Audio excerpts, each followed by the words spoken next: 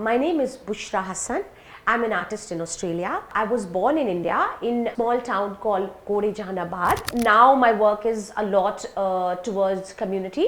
So I'm artist and a community worker in a way through art. Came back to Melbourne and now I'm again doing projects which are very well recognized, well received in the community. So creative art for me is just self-expression, freedom to express yourself. Good is also an experience and bad is also an experience. Don't give up is the way I take it. When life throws lemon, I make lemonade out of it. And I'm excited about new adventures in life. So yeah, it's all about adventure and it's about the journey and I'm enjoying the journey. Hi, my name is Bushra Hasan and this is my story.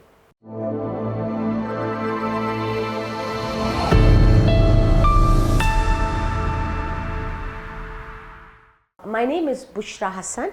I'm an artist in Australia. I was born in India in a small town called Jahanabad, and I have lived in Lucknow in both the cities. So I'm from Lucknow, that is in Uttar Pradesh, and Jahanabad is in Uttar Pradesh. So I'm a UP girl. I moved here in 2013 with my amazing husband Gaurav, and now we have two beautiful children, Kabir, who's 9 years old, and Ronak, who's going to be 3 years old. Where were you born and when and why did you leave India? My name is Bushra and I am from a very small town called Jahanabad, which is in Uttar Pradesh. And we've been there for centuries. But for our fathers, because of our father's profession and our studies, we were based in Lucknow as well. So Lucknow is our home. So we moved to Australia in 2013, 8th of March. Me and my husband had applied for the skilled migrant visa, and so we moved first to Sydney and then to Melbourne, then to Tasmania, then to Brisbane, back to Melbourne. So we've practically lived in a few cities. What are your qualifications and what do you do for a living? I've got my bachelor's in fine arts from Jamia Millia Islamia, New Delhi. I did my graduation there, so I'm an applied art student. Since then, I've just been an artist and a creative person, a visual artist to be precise. In India and over here as well, I'm a visual artist. Now my work is a lot towards community. So I'm artist and a community worker in a way through art. What motivated you to choose Australia as your new home? When we were in India, obviously we had very comfortable jobs, both of us, and we wanted to choose, we wanted to look for adventure. We were young, we were in our 20s, and we just wanted something new. And we had a lot of options to ourselves, but Australia seemed, for all Indians especially, we don't see Australia as cold country. We see Australia as beachy, surfy place, and it just looks very adventurous to us. And I think was the driving factor for us to choose Australia. And we had friends in a few cities in Australia, and they all had fancy stories to tell, and they were persuading us to move towards Australia instead of any other country, and so then hence we decided Australia.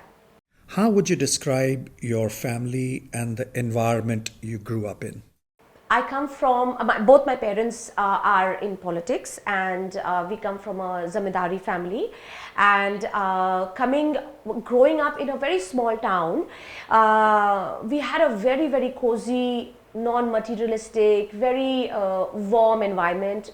And my parents are massively driven towards community, and they do a lot of community work, and so that was the environment I was growing up in. My mom is an artistic, and we've got some family members and relatives are very artistic, and I have taken art as a profession. So all that poetry coming from Lucknow, there was ghazals, poetry, Sufiana, baatein, it was very aesthetically all-rounded environment.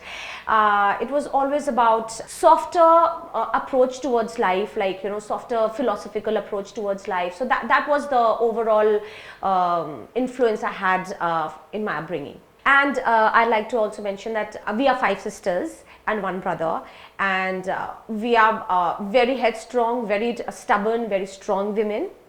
My mum is a very strong, in a right way, feminist, advocate for female rights, and I have always grown up in that environment where she's kind of helping women, completely driven and motivated to, you know, change, especially because in a small village setting or, you know, small town setting, there are a lot of things that you see happening in the society, and she has been a very vocal advocate and supporter for especially women. So that was my massive influence, and which I think I still carry to some extent. What challenges did you face when settling in Melbourne? So the biggest challenge I faced coming to Australia was a setback of my career not taking off, and you know, not being recognized actually was a massive setback for me, and it took a while for me to get over and work and find my path. What inspired you to choose the career path you are in? It's the environment I was brought up in, coming from Lucknow, coming from that, you know, poetic and artistic environment. Art was in me while I was growing up, and I think it was a natural transition and natural thing. And in India I was an artist, and in Australia I'm an artist. And in India I was involved in the community work, and in Australia I'm involved in community work. So work career-wise, not much. The only difference is in India I also had a very glamorous media job, which I'm happy that I am very involved in the community in a very different way. What has been your proudest professional achievement?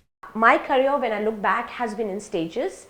So there have been few moments of my very, very proud moments. When I was in India, when I established, while I had a good career, I established a social enterprise called Indy Bindi. It was beautiful and it became so popular. It was recognized all over India. We had massive media coverage and a lot of interest in the community from all across India. So that was a massive high point. Then I came to Australia and it was a setback.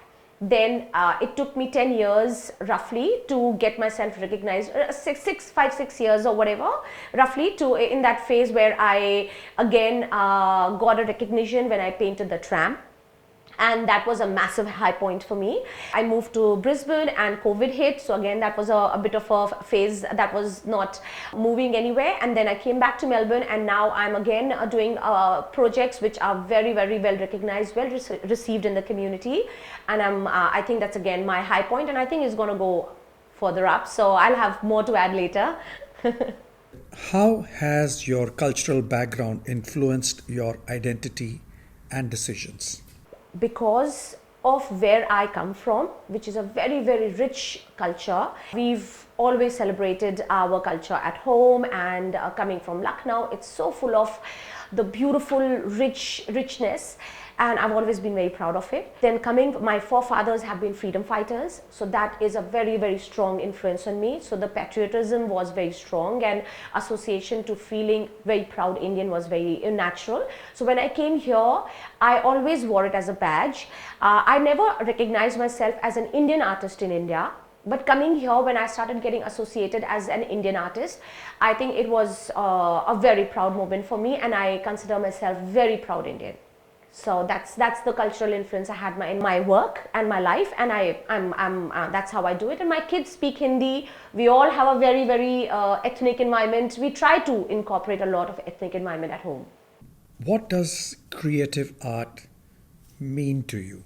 So creative art for me is just self-expression, freedom to express yourself, just be yourself and express it is what creative. It has no boundary. It's not visual or aesthetics or clothes. It can be anything. Just be yourself. How do you feel when you're creating something?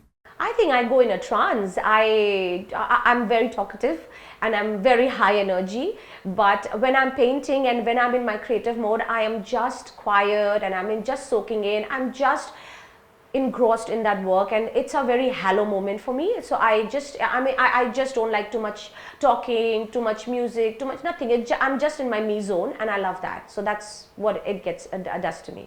How do you handle setback, both personally and professionally? I've had a lot of setbacks, and then I have the regular. My moment is when I curl up in bed and I sleep over it. I think that comes from my father.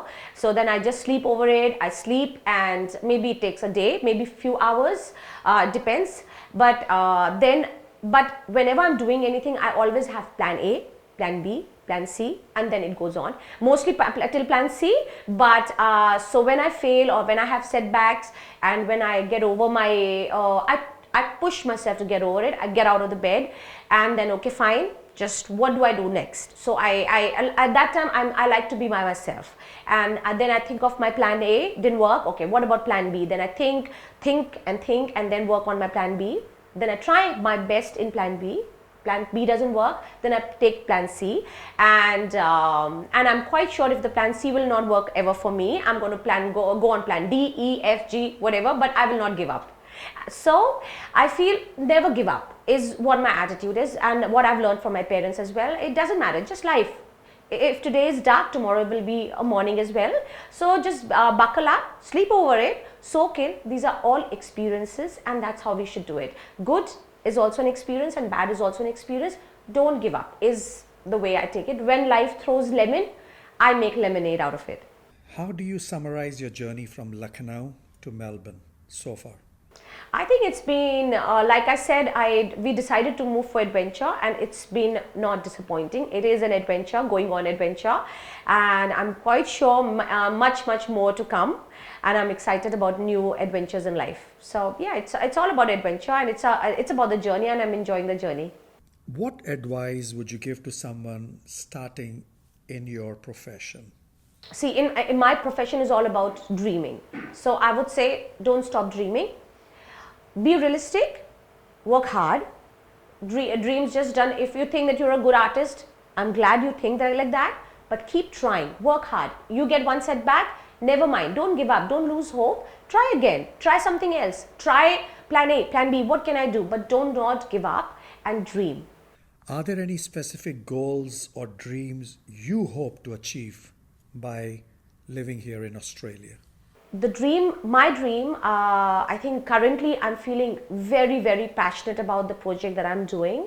I'll tell you a little bit about the project is because I did something similar in India, like I told you, like coming from the family as well, a lot of social things that my parents were involved in. Coming here, I realized social enterprise is what I'm starting here in the area, that community that I'm working with.